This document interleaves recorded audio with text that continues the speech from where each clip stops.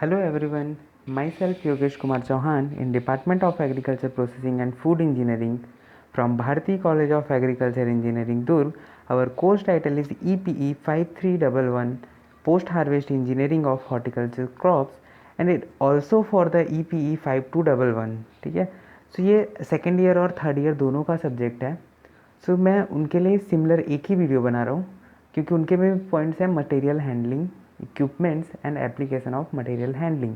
ठीक है, तो हमारा टॉपिक है मटेरियल हैंडलिंग इक्विपमेंट क्लास 1 या पार्ट वन इसलिए क्योंकि मुझे नहीं लगा कि एक वीडियो में ये पूरे जो भी इक्विपमेंट्स हैं वो कवर हो सकें.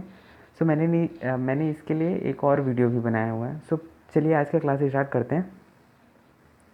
सो पहले हम जानते हैं मटेरियल हैंडलिंग होता क्या है. ठीक है, सो मैं डिटेल पे उतना नहीं बताऊंगा, शॉर्ट में बताता हूँ कि मटेरियल हैंडलिंग होता क्या है. जस्ट डेफिनेशन के अकॉर्डिंगली मटेरियल हैंडलिंग इक्विपमेंट्स या material handling include a number of operation that can be execute either by hand means manually और बाय मैकेनिकल मीन्स और device to convey material to reduce the human ड्रेजेसी.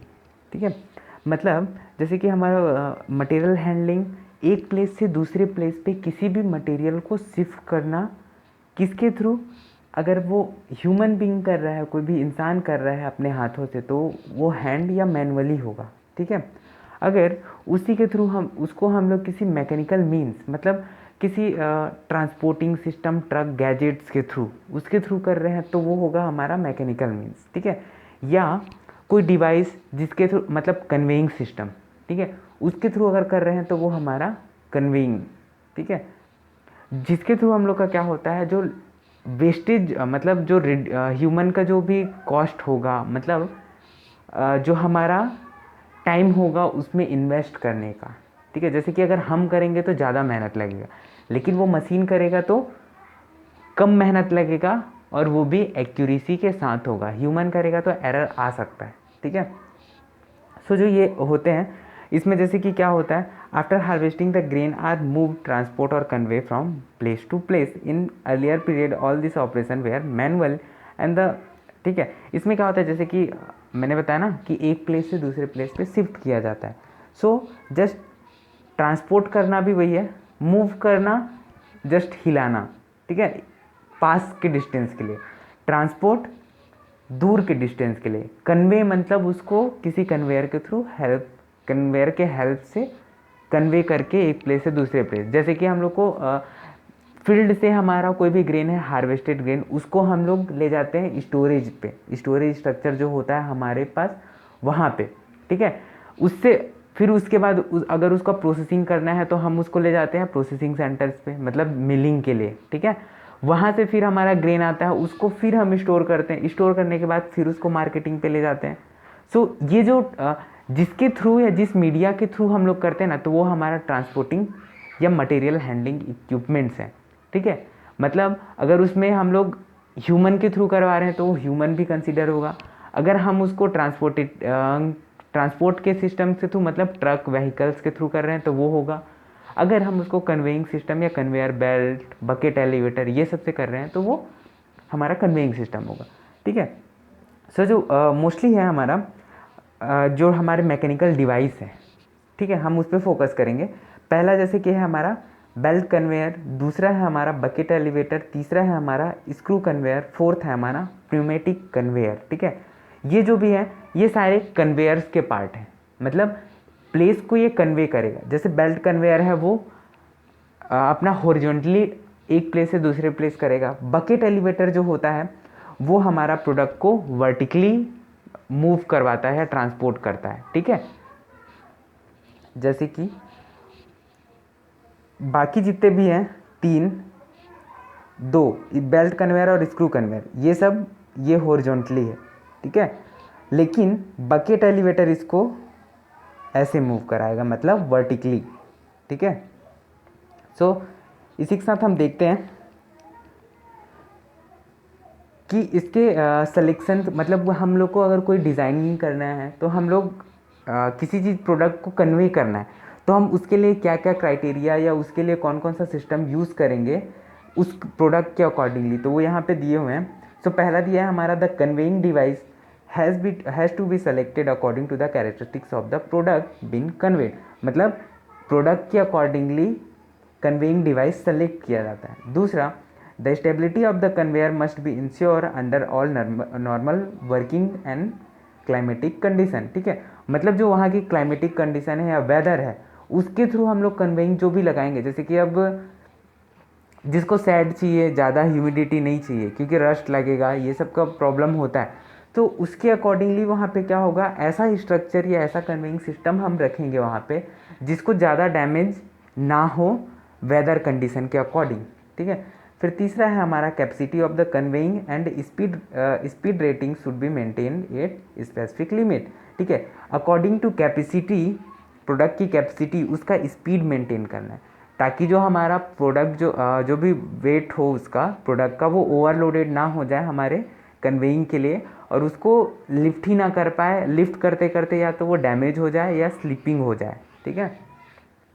फिर fourth है हमारा dead load, तो load जैसे कि मैंने बताया ना ये सेम है dead load, the dead load of the conveyor should be low in retention in the weight of the transport product, same जैसे मैंने बताया था पिछले में कि लोड जो है हमारा उतना ही होना चाहिए जितना हमारा कन्वेइंग जो भी जिसके थ्रू हम लोग डिवाइस है वो उसको बियर कर सके, ठीक है, एक्स्ट्रा नहीं होना चाहिए, ठीक है। शॉर्ट में बोलो तो डेड लोड में मतलब मरने लायक ना हो, उसके ओवरलोड होगा तो वो मरेगा ही, ठीक है। फिफ्थ है हमारा, in a conveying system possibility of use of gravity should be taken into consideration, ठीक है। अगर जैसे बैग्स में करते हैं तो कोई प्रॉब्लम नहीं, अगर उसको ग्रेन्स के अकॉर्डिंगली करेंगे तो उसका ग्रेविटी भी इफेक्ट करेगा, तो उस बेस पे उसका स्लोपिंग ये सब उसका कंसिडर करते हैं हम लोग, ठीक है। 6 है हमारा, the capacity of the handling conveying equipment should be match with the capacity of the processing unit और यूनिट्स, ठीक है। जो कैपेसिटी होता है इक्विपमेंट्स का वो प्रोसेसिंग यूनिट के कैपेसिटी के अकॉर्डिंगली, मतलब हमको एक दिन में अगर इतना हमको ट्रांसपोर्ट करना है तो उसके अकॉर्डिंगली भी हमको कन्वेयर चाहिए, ऐसा नहीं कि हम कम कन्वेयर ला लिए लेकिन हमारा जो ट्रांसपोर्ट जो हो रहा है, हम ट्रांसपोर्ट जो कर रहे हैं वो ज़्यादा है, ठीक है। फिर 7 है, spillage of conveyed product should be avoided, मतलब स्पॉइलेज नहीं होना चाहिए, स्पॉइलेज मतलब ख़राब नहीं होना चाहिए हमारा product. Pollution of the environment due to noise और dust by the conveying system should be avoided, ये सब भी हम अवॉइड करते हैं क्योंकि थोड़ा डस्टिंग हो सकता है लेकिन हार्मफुल डस्टिंग ना हो, मतलब प्रोडक्ट को ख़राब करे और साथ ही साथ हमारे मशीन को ख़राब करे, ठीक है। सो आगे देखते हैं हम। पहला हम देखते हैं belt conveyor. A belt conveyor is a endless belt operation between two pulleys with its load supported on idler, ठीक है। सो इस डायग्राम में दिख रहा होगा कि ये बेल्ट है, एंडलेस इसलिए बोला गया है क्योंकि इसका एंड नहीं होता। जो बेल्ट होता है ना वो पूरी तरह से जॉइंट होता है स्टार्टिंग टू एंडिंग, उसमें पुलिस होते हैं, ठीक है, पुलिस होते हैं, आइडलर्स होते हैं, पुलिस उसको क्या करेगा, सपोर्ट करेगा उसको घुमाने में, आइडलर होगा उसको प्रॉपर एक स्लोप देने के लिए ताकि गड्ढा हो, ठीक है। आगे के डायग्राम्स हैं मेरे पास तो मैं उसमें बताऊंगा कि पुली कौन सा है, आइडलर कौन सा है, ठीक है, ठीक। सो फिर इसमें क्या होता है, हम लोग जो भी लॉन्ग डिस्टेंस वाले जो भी हमारे प्रोडक्ट्स होते हैं उनको हम ट्रांसपोर्ट करते हैं, ठीक है, चाहे वो बैग के फॉर्म में हो, जैसे कि एग्जांपल में कोयले का हम लोग ट्रांसपोर्टेशन करते हैं, ठीक है, कोयला का जो भी होगा खदान जिसको बोलते हैं, ठीक है, कोल माइंस, तो वहाँ पे वो क्या होते हैं, कोयले को एक प्लेस से दूसरे प्लेस या बहुत जगह पे ऐसे होते हैं कि एक ब्रांच से दूसरे ब्रांच शिफ्ट किया जाता है, मतलब जैसे कि उसमें नंबर्स होंगे इस ब्रांच से इस ब्रांच, तो वहाँ से हम लोग उसको ट्रांसपोर्ट करेंगे तो अगर बैग्स में ले जाएंगे तो बहुत कॉस्टली भी पड़ेगा, तो इसलिए उसको हम लोग क्या करते हैं, उन लोग वो करते हैं कि कन्वेइंग सिस्टम जो होते हैं कन्वेयर उसके थ्रू उसको ट्रांसपोर्ट करते हैं और सीधा हमारा जहाँ पे स्टोरेज सेक्शन होगा वहाँ पे उसको ड्रॉप कर देते हैं, ठीक है।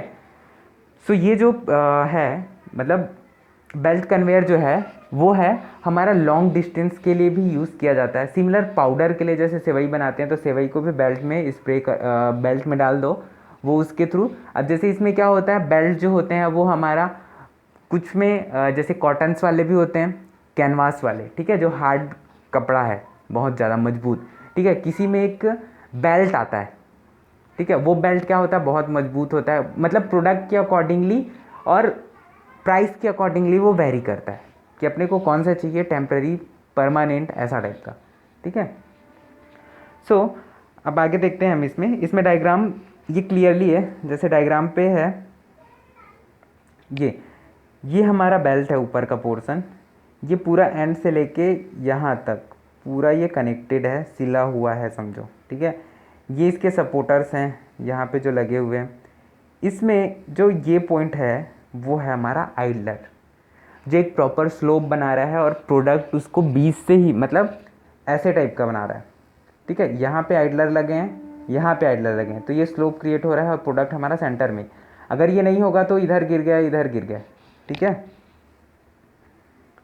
सेम और पुली, जैसे कि एग्जाम्पल में जस्ट चलो आगे दिखाता हूँ मैं, ठीक है। फिर ये डिज़ाइन कंसिडरेशन है बेल्ट कन्वेयर के लिए कि कौन कौन सा डिज़ाइन होना चाहिए, बेल्ट का स्पीड क्या होना चाहिए, कौन कौन सा मटेरियल उसमें किया जाना चाहिए। जैसे कंसिडरेशन मैंने बताया ना कि हम लोग क्या क्या कंसिडर करते हैं कि बेल्ट को हम लोग रखने के लिए, मतलब सॉरी, बेल्ट कन्वेयर अपने कोई भी इंडस्ट्री में किस बेस पे सेलेक्ट किया जाता है उसको, ठीक है। सो इसमें देखते हैं जैसे कि यहाँ पे स्पीड लिखा हुआ है कि बेल्ट का स्पीड जो होता है 2.5 टू 2.8 मीटर पर सेकंड होता है, ठीक है। तो साथ ही साथ इसमें जो है बेल्ट की कैपेसिटी क्या होती है, तो उसके लिए फॉर्मूला है volumetric capacity is equal to area of cross section, ठीक है, इनटू मतलब कितने एरिया का वो ले रहा है, ठीक, इनटू बेल्ट की स्पीड इनटू 60, ठीक है। ये स्टैंडर्ड फॉर्मूला है वॉल्यूमेट्रिक कैपेसिटी कैलकुलेट करने के लिए, ठीक। उसके बाद मास कैपेसिटी कैलकुलेट करना है तो प्रोडक्ट की बल्क डेंसिटी इनटू, ठीक, वॉल्यूमेट्रिक कैपेसिटी डिवाइडेड बाय 1000, ठीक, ये हमारा केजी में आएगा, ठीक है। सो इसमें जैसे कि मैंने बताया था, बाकी इसमें मैंने नीचे में ये दे दिया है कि कौन सा कैपेसिटी क्या क्या है, मैं टन पर आर, ठीक है, बल्क डेंसिटी केजी पर मीटर क्यूब, वॉल्यूमेट्रिक कैपेसिटी, ठीक है। सो ये सब कैलकुलेशन है उसके। स्पीड है तो रिवॉल्यूशन पर मिनट, ठीक है, मतलब मीटर पर मिनट दिया है इसमें, ठीक है। इसमें एंगल जो होता है हमारा आइडलर्स वगैरह के, तो वो सब का एंगल जो होता है वो 20 होता है, 30 टू 45 होता है, ये सब उसमें दिए हुए हैं। सो ये आइडलर अब आ गया।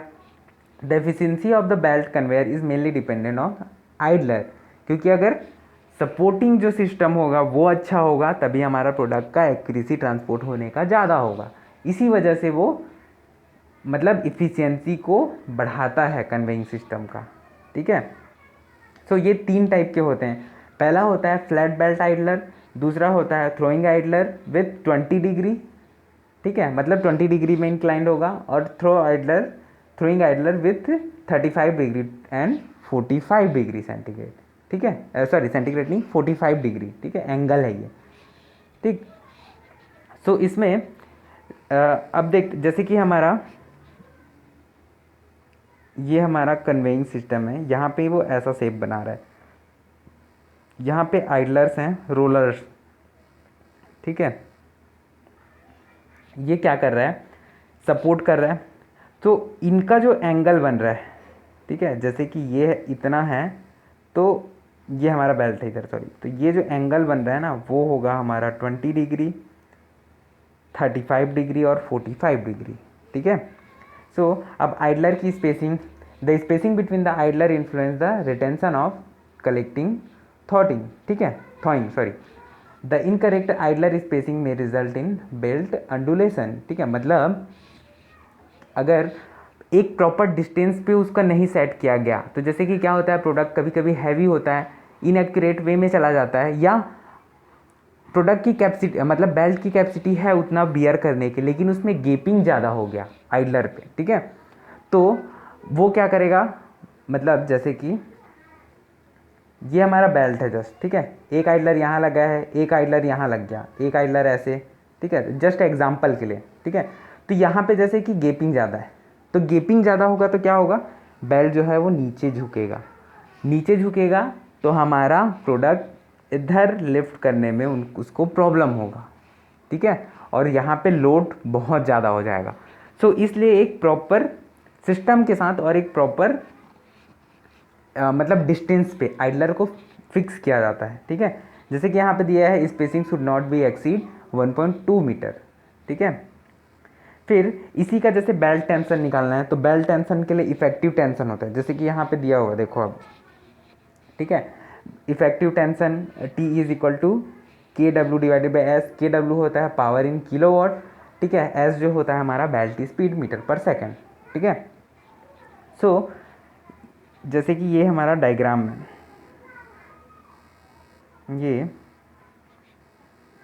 ये हमारा डायग्राम है, जैसे कि मैंने उस टाइम बताया था। तो ये जो थ्रो एंगल लिखा है ना, ये हमारा थ्रो एंगल है, ये दोनों। ये हमारा आइडलर है जो यहाँ पे दिख रहा है 45, 35, 20, तो वहाँ पे दिख रहा होगा आइडलर। ये हम हमारे जो भी हमारा कन्वेयर है उसको ये ईज़िली वे में हेल्प करता है ट्रांसपोर्टिंग के लिए। जैसे कि ये यहाँ पे ये आइडलर है, ठीक है। ये रोलर्स होते हैं जस्ट, ठीक है, रोल करते हैं। जब ये मूव करेगा ना तो वो रोल करेगा, ठीक है, जिस डायरेक्शन में वो बेल्ट जाएगा, ठीक है। और ये जो एंगल बन रहा है ऐसे, ठीक है, इसके साथ वो होगा हमारा उसका एंगल कि वो कितना बना रहा है, थ्रू एंगल, ठीक है। एक एंगल वो हो गया, और इसका जैसे कि यहाँ पे हो गया तो ये है हमारा सरचार्ज एंगल, ठीक। तो ये हमारे एंगल्स हैं, उसको वो कितना टिल्ट करेगा, कितना झुका रहेगा। जैसे कि ये है हमारा 45, ठीक, थ्रो एंगल इसका 45 है, 35 है, 20 है, ठीक है। सो फिर अब आगे देखते हैं बकेट एलिवेटर पे।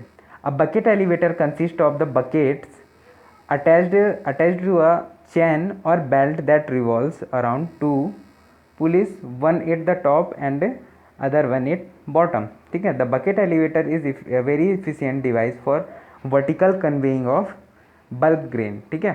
इसका जो कैपेसिटी था वो 2000 टन पर आवर हो सकता है, ठीक है। कितना मीटर तक का डिस्टेंस ट्रेवल कर सकता है, 50 मीटर। जैसे कि मैंने बताया था, बाकी जो कन्वेयर है वो वर्टिकली हॉरिजॉन्टली कर रहे हैं, ये जो है हमारा वर्टिकली कर रहा है, ठीक है। इसके इसमें जैसे कि एक सेकेंड, इसमें जैसे कि यहाँ से फीड हो रहा है, ठीक है, फीड हुआ, ये जो इसमें चैन टाइप का जो सिस्टम लग रहा है ना, ये हमारे बकेट्स हैं। ये बकेट्स को क्या करेगा, जब ये जैसे डायग्राम के अकॉर्डिंगली ये ऐसे मूव कर रहा है, ठीक है, बकेट ऐसे है ना, ठीक है, ऐसे होगा। तो जब ये अगर ये इधर मूव करेगा तब यहाँ से ये कलेक्ट करेगा, अगर लेकिन जस्ट इसमें अपोजिट है, ठीक है, मतलब ऐसे है, सॉरी ऐसे, ठीक है। तो अब ये इधर मूव करेगा तो ही अपवर्ड होके जाके ये कलेक्ट करेगा। तो सेम इसका रोटेशन ऐसा हुआ, ठीक है।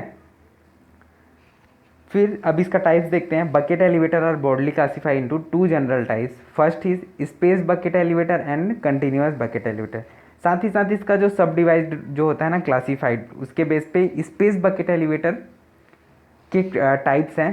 पहला सेंट्रीफ्यूगल डिस्चार्ज, दूसरा पॉजिटिव डिस्चार्ज, तीसरा है मरीन लेग डिस्चार्ज, ठीक है। तो इसमें क्या है, ये एलिवेटर, लेग एलिवेटर।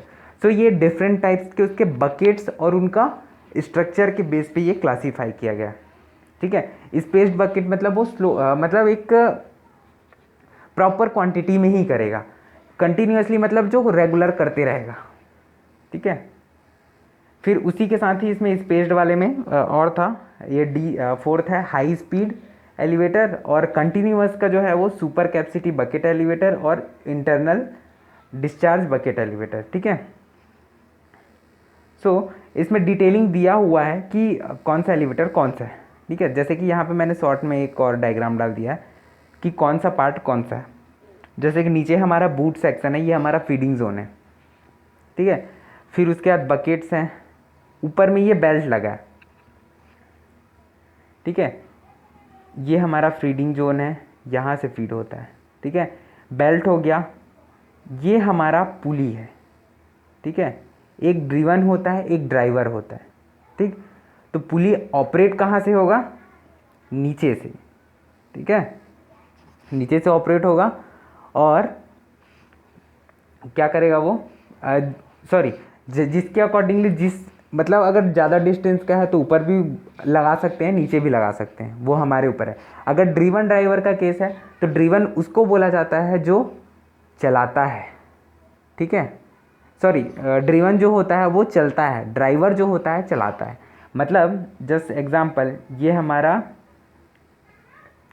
और ड्रिवन जो हो, इसमें क्या होता है, दोनों पुली इक्वल होते हैं, तो इसीलिए इसमें ड्रिवन और ड्राइवर का केस नहीं होता। लेकिन अगर ड्रिवन ड्राइवर का केस है तो उसमें क्या होगा, जैसे कि हमारा बेल्ट कन्वेयर, उसमें ड्रिवन ड्राइवर का है, ठीक है। सो ये क्या हुआ, ये हमारे पुली हैं, तो एक रोटेट होगा तो वो पुली बेल्ट को खींचते हुए दूसरे को भी रोटेट करेगा, ठीक है। सो ये होता है ड्रिवन ड्राइवर का। तो पहला मोटर से कनेक्ट हो गया तो हमारा ड्राइवर हो गया, उस ड्राइवर के बेस पे दूसरा चल रहा है तो वो ड्रिवन हो गया, ठीक है। अब आगे देखते हैं, जैसे इसी का बकेट एलिवेटर का कैपेसिटी कैलकुलेट किया गया है कि एलिवेटर कैपेसिटी कितना होता है। तो ये मीटर क्यूब पर आर में कैलकुलेट किया जाता है, is equal to bucket capacity into number of buckets per meter of belt into belt की स्पीड क्या है इनटू 60, ठीक है। फिर उसके बाद है, अब जैसे बकेट एलिवेटर के मेन पार्ट्स क्या क्या हैं, तो मैंने जैसे बताया, एक फीडिंग जोन जिसको बूट सेक्शन बोलते हैं, एक टॉप जोन जहाँ से हम लोग डिस्चार्ज करते हैं तो उसको एलिवेटर हेड बोलते हैं, एलिवेटर लेग्स, फ्रेम उसका स्ट्रक्चर, ठीक है। फिर बेल्ट, फिर उसके बाद बकेट्स, ठीक है। सो ये इसमें जैसे कि हेड एंड बूट सेक्शंस दिए हुए हैं, इसमें हेड बूट सेक्शंस की कौन कौन से हैं, ठीक है। ये बूट सेक्शन है तो नीचे का पोर्शन, ठीक है। लेग्स दिए हुए हैं, बेल्ट दिए हुए हैं कि बेल्ट, उसमें बेल्ट में हमारे बकेट्स अटैच होते हैं, ठीक है, पीवीसी के होते हैं, ठीक है। जो क्यों, क्योंकि वो ज़्यादा मतलब क्या बोल सकते हैं, ज़्यादा अच्छा मटेरियल है, और उसके थ्रू हम लोग को जो भी बेल्ट होंगे कन्वेइंग में रबिंग सिस्टम, रबर का समझो, तो वो क्या होते हैं, स्ट्रेच नहीं होते और उसको थोड़ा टाइटली फिट किया जा सकता है, ईजिली स्ट्रेच नहीं होते और टाइटली फिट किया जा सकता है, ठीक है। फिर जैसे ये है हमारा, ठीक है, अब इसमें बकेट्स हैं, ठीक है। सो आज के लिए इतना ही। नेक्स्ट क्लास में इसके जो बाकी टाइप्स हैं वो हम डिस्क्राइब करेंगे, उनका डिटेलिंग पढ़ेंगे कि बाकी इन दोनों से डिफरेंट हैं या सिमिलर हैं, और डिफरेंट हैं तो कैसे हैं, ठीक है। So thank you.